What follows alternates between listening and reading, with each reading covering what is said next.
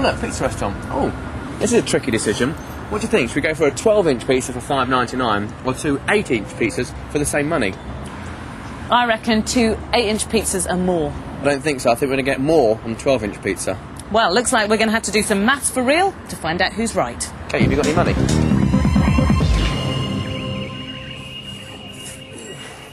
Today's programme is about calculating area. If we calculate the area of each pizza, we can work out the total area of the two 8-inch pizzas compared with the total area of the one 12-inch. Assuming the pizzas are perfectly round, we need to start by working out the area of a circle. And the formula to use is A equals pi r squared. Where A stands for the area, r is the radius of the circle, and pi is a Greek letter which stands for a number, which is approximately 3.14. But more of that later on. You need to remember that formula, and to help you do that, watch this. Here I have my pizza, which I've divided into 8 equal slices. But look what happens if we rearrange it.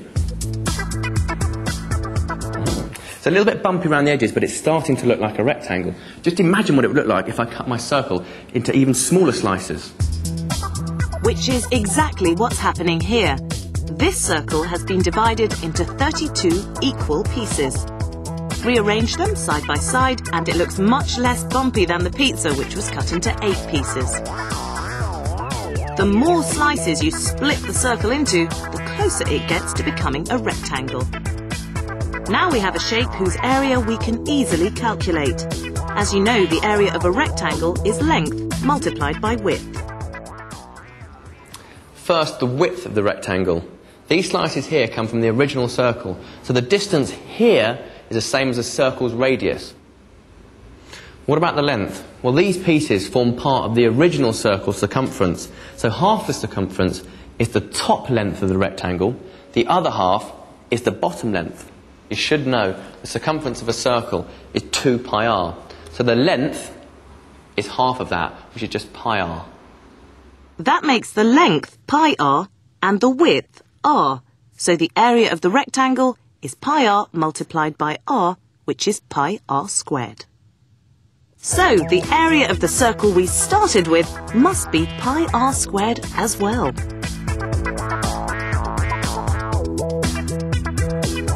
Finally, we can work out whether Katie's two 8-inch pizzas are bigger than my 12-inch pizza. To find the area of one of these pizzas, I need to know the radius. Now, it's an 8-inch pizza, which means the diameter is 8 inches. The radius is half of that, so that's 4 inches. 4 squared is 16, multiplied by pi is 50.26548246. Now, there's no point rounding this number yet because I've still got more calculating to do. I need to multiply it by 2 because there are 2 pizzas. And that gives a total area of 101 square inches. That's rounded to the nearest square inch. Beat that, Mr. Stocks. OK, Miss Natman, I will. The diameter of my big boy pizza is 12, so the radius is 6. 6 squared is 36. And 36 multiplied by pi equals 113.097, which, the nearest square inch, is 113. So, I think you'll find that's 12 square inches more pizza for the same money. Listen, Katie, don't worry about it. I knew my pizza would never be topped. Topped. Did you get it?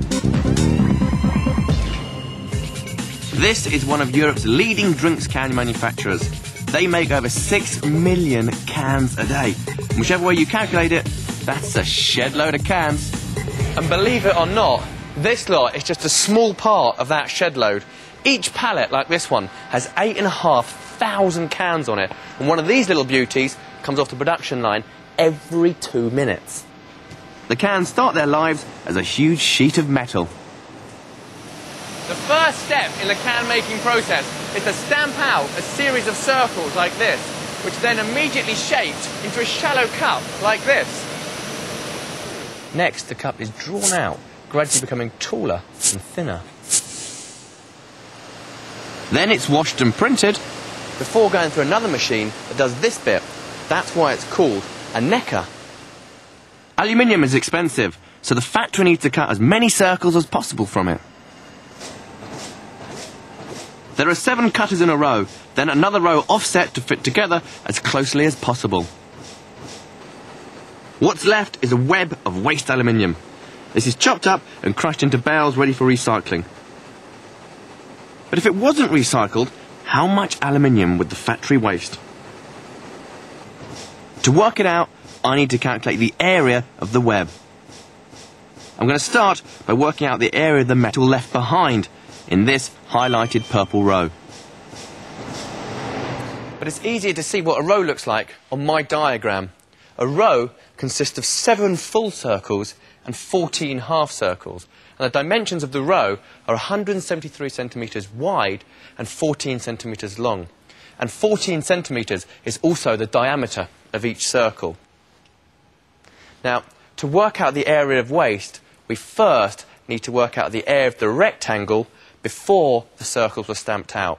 And that's 173 centimetres multiplied by 14, which equals 2,422 square centimetres. And the next step is to work out the area of the circles that have been stamped out of the row. The area of each circle is pi r squared. The diameter is 14. The radius is half of that, which is 7. 7 squared is 49. Multiplied by pi is 153.93804. But that's the area of one circle, and trust me, there are 14 whole circles in the row, so I need to multiply that by 14, which equals 2,155.13256 centimetres squared. Now, to work out the area of waste, I need to subtract the area of the circles from the area of the rectangle, and that equals 267 to the nearest whole centimetre squared. Ooh. That's the waste produced in one row. In fact, 425,000 rows are stamped out daily. If it wasn't recycled, how much aluminium would the factory waste in a single day? Can you work it out? Do you get it? Can you work it out? Never mind. It's that time again when both Katie and I tackle the same math question, but only one answer will be right. The other will contain a deliberate mistake that you've got to spot. So watch carefully to decide if you're going to tick it or trash it. The diagram shows a circular garden pond. The diameter of the pond is 3 metres. It's surrounded by a path 0.5 metres wide. Now calculate the area of the path to 2 significant figures using 3.14 as the value of pi. Pens on your marks. Set. Go. The diagram shows a circular garden pond. The diameter of the pond is 3 metres. It is surrounded by a path 0.5 metres wide. Calculate the area of the path to 2 significant figures using 3.14 as the value of pi. I started by finding the area of the pond using A equals pi r squared. The radius is 3 metres. 3 squared multiplied by 3.14 is 28.26 metres squared. To work out the area of the path and the pond, I use the same formula, but a path of width 0.5 metres on either side means the total radius is now 4 metres. And 4 squared multiplied by 3.14 is 50.24 metres squared. And to find the area of the path, I subtracted the area of the pond from this figure, and I got 22 metres squared to 2 significant figures. I also started by finding the area of the pond using A equals pi r squared. The diameter of the pond is 3 metres, so the radius is 1.5 metres. 1.5 squared multiplied by 3.14 is 7.065 metres squared. To work out the area of the path and the pond, I first worked out the new radius. That's 1.5 plus 0.5, that's the width of the path. So the new radius is 2 metres. 2 squared multiplied by 3.14 is 12.56. To find the area of the path, I subtracted the area of the pond from this figure. And the answer is 5.5 metres squared. to two significant figures. So, who's working slick enough to get the tick, and who's going to crash out with the trash? Who made the deliberate mistake?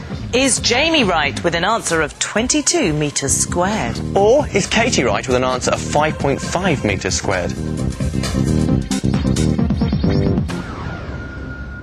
OK, the game's up. It was my answer that's wrong.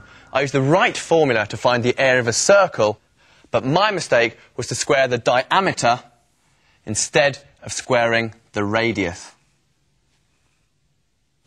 If the question gives you the diameter of a circle, you need to half it to get the radius. The other thing to remember is not to round your answers too early. Only round your answer right at the end of the calculation. Another maths textbook favourite is the shape of a running track. And that's why we're here at the Don Valley Stadium in Sheffield to check it out for size. It has two parallel straights. And two semicircular bends. For this to be an international athletics track, its dimensions have to follow very strict rules. Which means every measurement has to be just right. Each lane has to be between 1.22 and 1.25 metres wide. The white dividing lines have to be 5 centimetres wide. The length of one lap around the inside of the track has to be 400 metres. What you end up with is a shape like this. Mathematically, it's the area inside the track that we're interested in. To work out how to calculate its area, there are two challenges. One is to be able to spot the simple shapes it's made up of. The other is what dimensions you need to know to be able to calculate the area of the whole thing. While you're thinking about that, we've got a bit more measuring to be getting on with. Come on, Katie, no time to chat. The truth is, you just need two measurements to work out the area of the whole space inside the track. Number one, the length of the straight, and number two, the distance between the two parallel straights. That's because the area within the track is in fact a rectangle with a semicircle stuck on either end. The length of the straight, which is 85 metres, is the same as the length of the rectangle. The distance between the two straights, which is 72 metres, is the width of the rectangle, and that's also the diameter of the end semicircles. The total area is the area of the rectangle plus the area of the circle, made by the two semicircles. The area of the rectangle is length multiplied by width, that's 85 multiplied by 72, which is 6,120 metres squared. The area of the circle is pi r squared. R is the radius, that's half the diameter, which is 36. 36 squared multiplied by pi is 4,071.504079. Adding them together gives a total area of 10,192 metres squared to the nearest square metre. Now we've worked that one out, what further measurement would you need to be able to calculate the area of the track that the athletes run in?